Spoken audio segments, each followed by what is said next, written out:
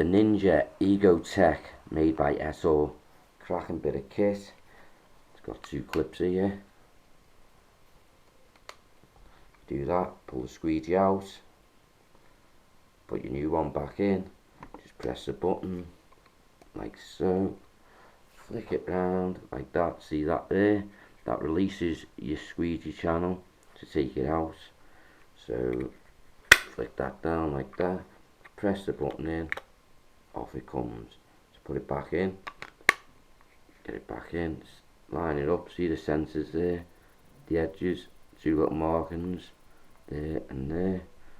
Get it in line and then just flick it back up. As I say, people, cracking bit of kit I purchased today. They're on Amazon for 25 quid at the moment.